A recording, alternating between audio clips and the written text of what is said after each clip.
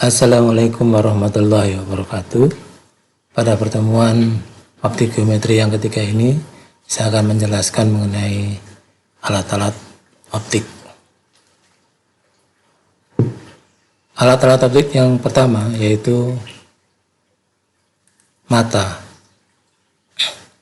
Kita punya mata ini merupakan bekerjanya menggunakan konsep fisika, yaitu khususnya pada pembiasan lensa. Pada mata kita, bagian-bagian mata kita itu terdiri dari ada lensa mata, ada kornea, ada pupil, iris, otot mata, retina, bintik kuning, dan sebagainya. Nah, setiap bagian-bagian ini mempunyai fungsi masing-masing. Untuk kornea, ini merupakan bagian mata yang bersifat tembus pandang, yang bagian yang luar ini. Dia berfungsi sebagai pelindung bola mata. Bagian yang kedua yaitu aqueous humor, yaitu cairan bening yang berada di belakang retina ini, yang bertugas untuk membiaskan cahaya yang masuk ke dalam mata. Berikutnya yaitu lensa mata, ini yang bagian penting. Lensa mata ini yang bisa membiaskan bayangan benda pada bagian retina ini. Lensa mata ini bentuknya merupakan lensa jembung. Yang tidak kalah penting yaitu otot mata. Otot mata ini dia berada di bagian atas lensa ini sama bagian bawah ini. Dia berfungsi untuk menarik lensa ini sifat elastis supaya dia bisa memipih atau membulat atau menyembung. Nah, dengan dia bisa membulat dan memipih, maka cahaya yang masuk ke dalam mata ini, bayangannya nanti akan diatur supaya bisa tepat di bagian retina ini. Berikutnya iris, itu bagian yang berwarna hitam pada mata itu. Untuk mata orang Indonesia biasanya hitam, untuk mata orang Eropa biasanya berwarna yang lain. Lalu pupil ini adalah celah yang bentuknya lingkaran yang dibentuk oleh iris. Dia berfungsi untuk mengatur intensitas cahaya yang masuk ke dalam mata. Lalu bagian berikutnya yaitu retina. Retina ini sebagai layar supaya dia bisa menangkap bayangan yang bagian belakang ini ya. Nah, sebelum di retina dia ada namanya bintik kuning. Bintik kuning inilah yang bisa menangkap bayangan benda sehingga bayangan ini nanti akan diteruskan ke saraf optik sehingga kita bisa menerjemahkan bahwa kita melihat benda yang ada di depan mata kita. Ada peristiwa pada mata yaitu namanya akomodasi, yaitu kemampuan lensa mata untuk menyembung dan memipih yang dilaksanakan oleh otot mata tadi ya. Ada beberapa istilah atau dua istilah yang sering kita dengar pada akomodasi, yaitu ada namanya berakomodasi maksimum. Berakomodasi maksimum ini adalah cara mata untuk memandang objek atau benda yang diletakkan pada titik dekatnya. Jadi kalau kita membaca pada jarak titik dekat, biasanya untuk titik dekat mata normal itu 25 cm. Kalau kita membaca buku pada jarak 25 cm, itu berarti mata berakomodasi maksimum. Sedangkan untuk tak berakomodasi, yaitu cara memandang objek atau benda pada titik jauhnya. Nah, biasanya untuk mata normal itu tak terdefinisi ya, lambangnya tak di sini. Setiap manusia punya kemampuan beda-beda. Ada yang bisa melihat sampai sejauh 500 meter, masih bisa melihat dengan jelas. Ada yang bisa melihat sampai 750 meter, 1 kilo dan seterusnya. Nah, kalau kita melihat benda yang sangat jauh itu, maka mata kita itu rileks atau mata kita itu tidak berakomodasi. Nah, kalau untuk mata yang tak berakomodasi ini, mata kita itu bentuknya pipih. Nah, sedangkan kalau berakomodasi maksimum, mata kita bentuknya bulat atau cembung. Pada mata kita dapati ada beberapa cacat mata yang kita bahas di sini cuma 2 ya, yaitu yang pertama rabun jauh. Rabun jauh ini disebut dengan miopi. Mata yang rabun jauh, dia tidak dapat melihat benda-benda yang jauh. Nah, biasanya ini anak-anak muda ini yang sering kena penyakit miopi rabun jauh ini, karena terlalu banyak main game, melihat layar televisi, layar komputer, sehingga karena keseringan melihat dekat, akhirnya yang melihat jauhnya berkurang. Nah, untuk mengatasi cacat mata ini kita menggunakan alat bantu yang namanya kacamata. Ingat ya, ini hanya sebagai alat bantu supaya kita bisa melihat orang yang rabun jauh ini bisa melihat jauh. Bukan sebagai obat ya, ini hanya sebagai alat bantu. Nah, cacat mata itu konsepnya seperti ini. Orang cacat mata miopi, dia kalau melihat dekat masih normal. Jarak titik dekatnya ini normal, 25 cm, masih bisa lihat dengan jelas. Tetapi untuk melihat jauh dia tidak bisa. Misal, kalau orang normal itu 1 kilo itu dia masih bisa melihat jelas. Tapi kalau orang yang miopi ini, jangankan 1 kilo, 5 meter saja, 4 meter saja, dia nggak bisa melihat.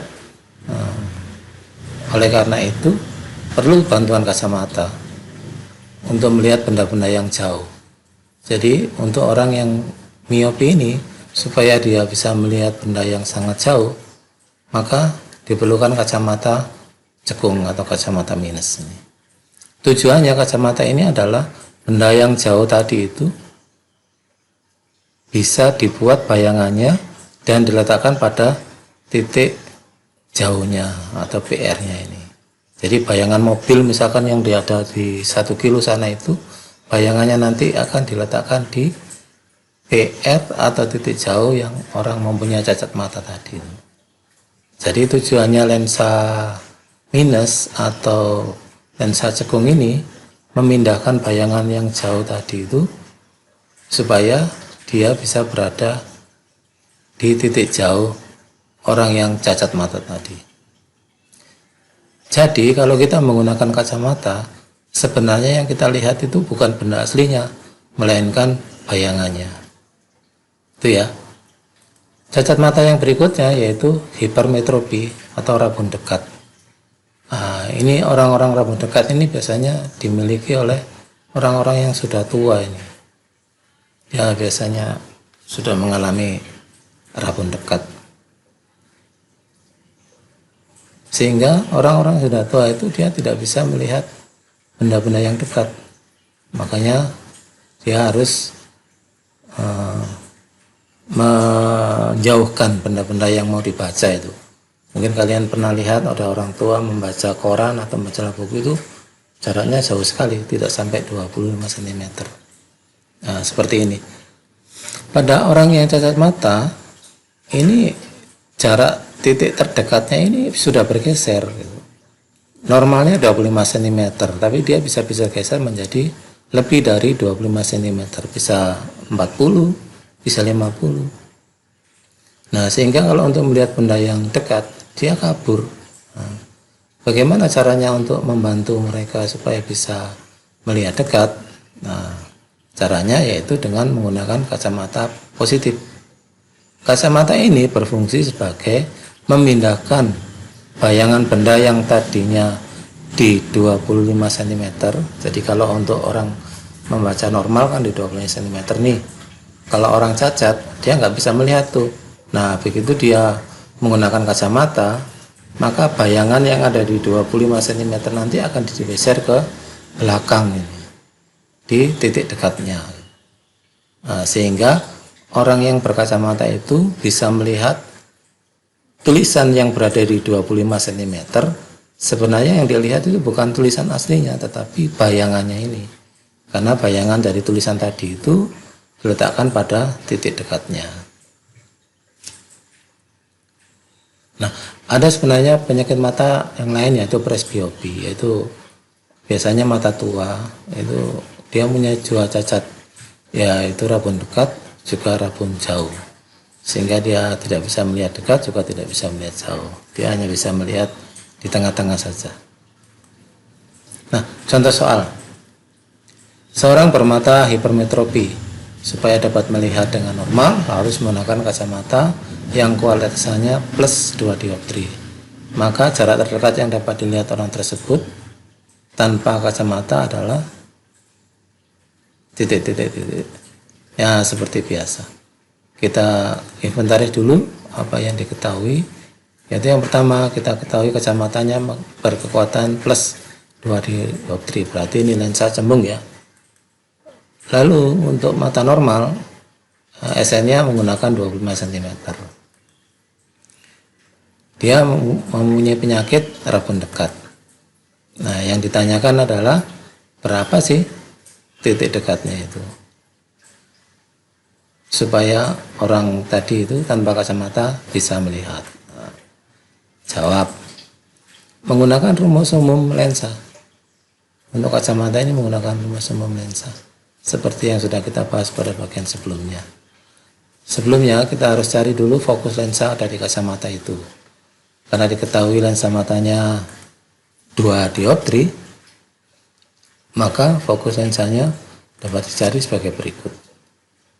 P sama dengan 100 per F, F-nya sama dengan 100 per P, dan selanjutnya maka didapatkan bahwa fokus lensa yang dipakai adalah 50 cm plus. Untuk orang yang rabun dekat, karena supaya bisa melihat maka bayangan jari benda itu harus diletakkan di titik dekatnya, sehingga dengan menggunakan rumus umum lensa ini akan diperoleh 1 per F sama dengan 1 per S ditambah dengan 1 per PP. Nah, gitu. Karena bayangannya ini harus diletakkan di titik dekatnya. Dengan memasukkan apa yang sudah diketahui di atas, maka akan diperoleh PP-nya sama dengan min 50 cm.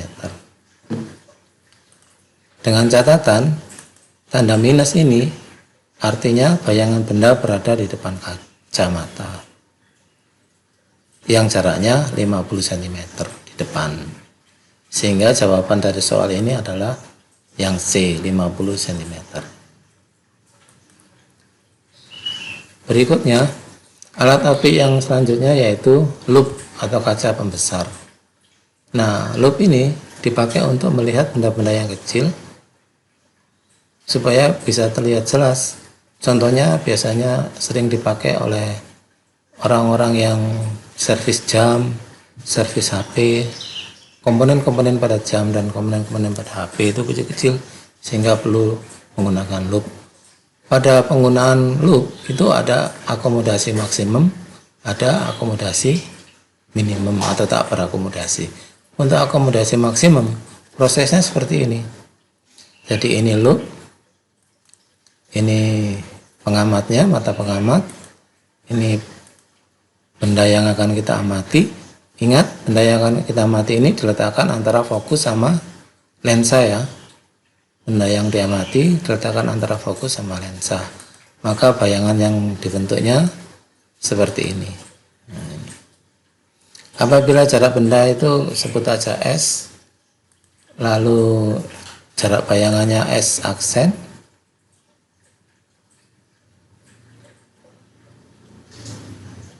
maka perbesarannya adalah M sama dengan SN dibagi F ditambah 1. Ini sebagai catatan, apabila orang itu jaraknya matanya itu normal, ini jarak matanya normal 25 cm, berarti bayangannya ini harus diletakkan di titik dekatnya, di 25 cm.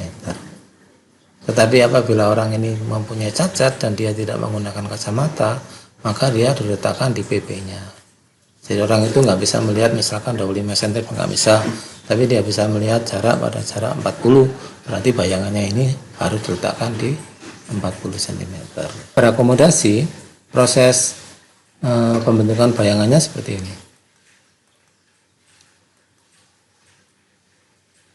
Bendanya ini harus diletakkan pada fokus loopnya. untuk melihat benda tanpa berakomodasi itu.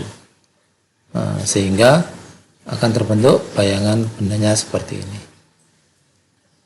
Apabila jarak bayangannya itu X aksen, jarak bendanya itu S, sama ini, bayangannya harus diletakkan pada titik jauhnya, maka perbesarannya seperti ini, M sama dengan Sn per F.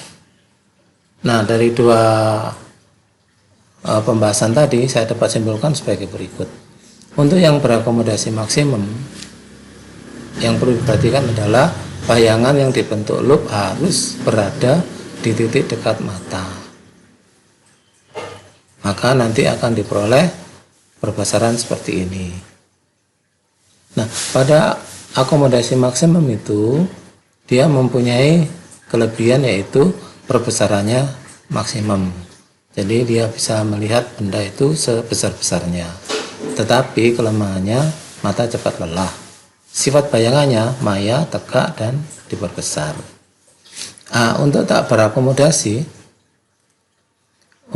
berakomodasi, maka bayangan bendanya itu harus diletakkan di titik jauhnya.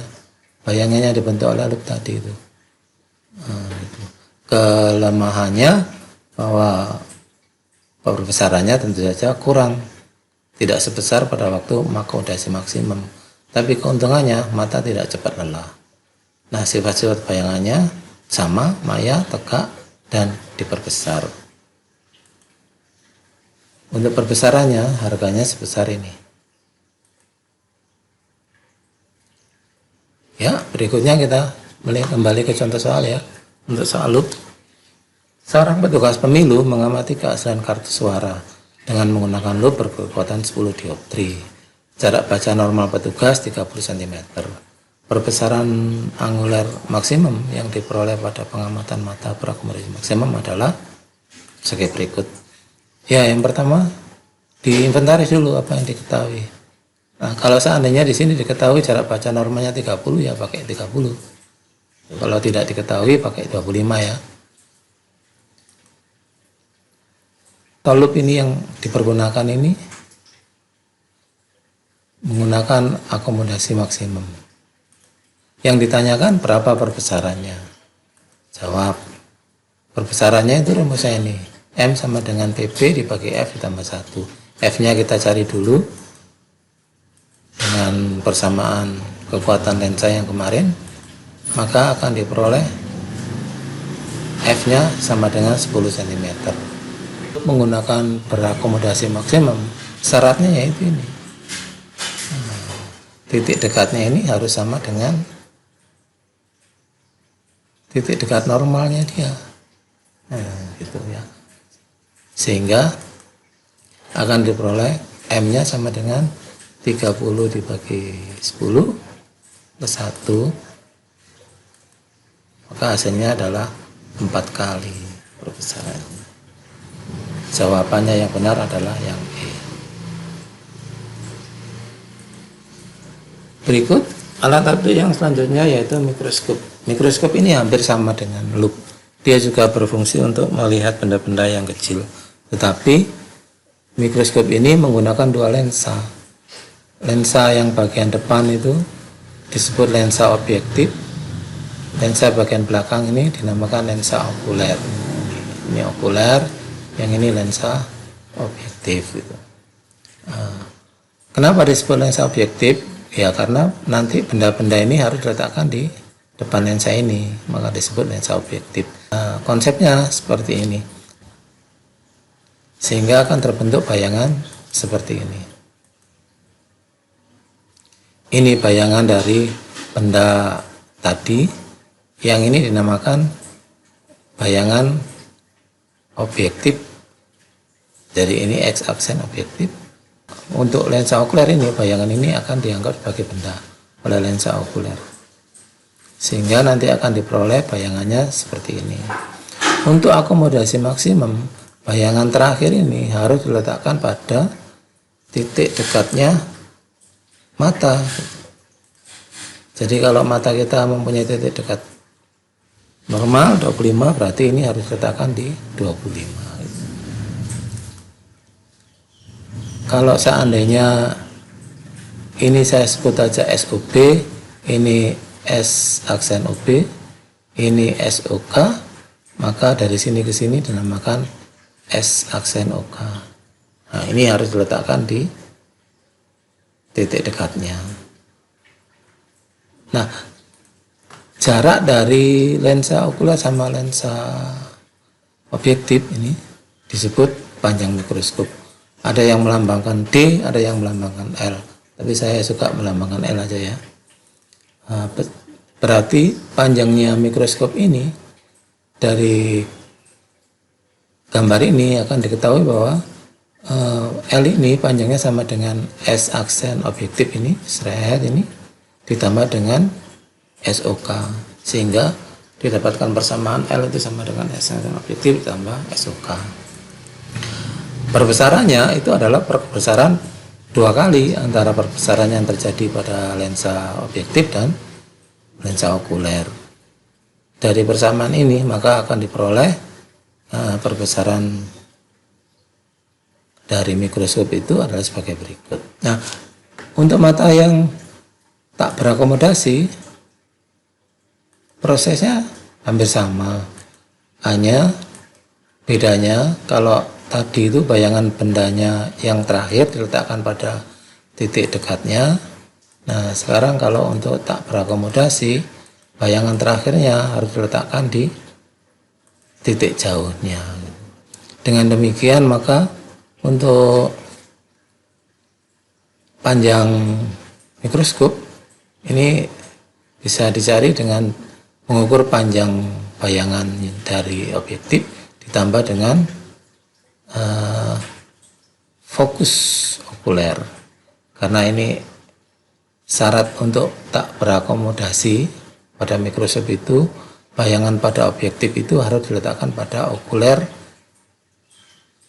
pada fokus lensa okuler, sehingga akan kita dapatkan persamaan sebagai berikut.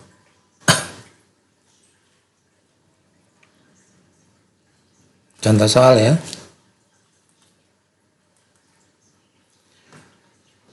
Jarak fokus lensa objektif sebuah mikroskop 2 cm dan okuler 25 cm. Ini diinventaris apa yang diketahui ini ya. Lalu objek diletakkan sejauh 2,5 cm. Ini S objektif diketahui. Apabila mikroskop digunakan dengan tidak berakomodasi, tak berakomodasi ini penting, ini harus dicatat jarak bacanya atau titik dekatnya normal 25 cm. Yang ditanya perbesaran mikroskopnya berapa? Jawab, karena ini tak berakomodasi maka menggunakan rumus tak berakomodasi. Sehingga untuk menjawab berapa perbesaran dari mikroskop ini kita perlu mengetahui S aksen objektif. Nah, ini gunakan rumus umum lensa yang 1/f itu.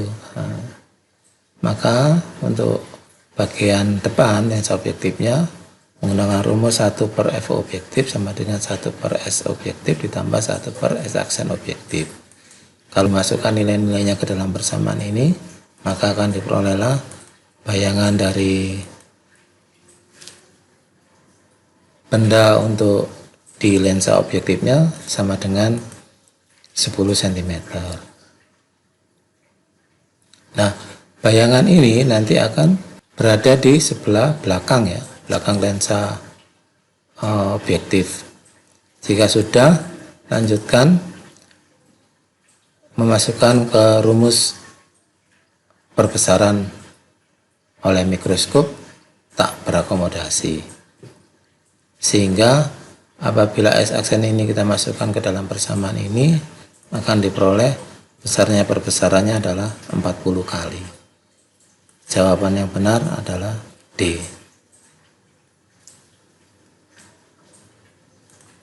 Ya, mungkin sampai di sini dulu untuk alat-alat optik. Apabila ada pertanyaan, nanti bisa komen di bawah ini. Atas perhatiannya diucapkan terima kasih. Assalamualaikum warahmatullahi wabarakatuh.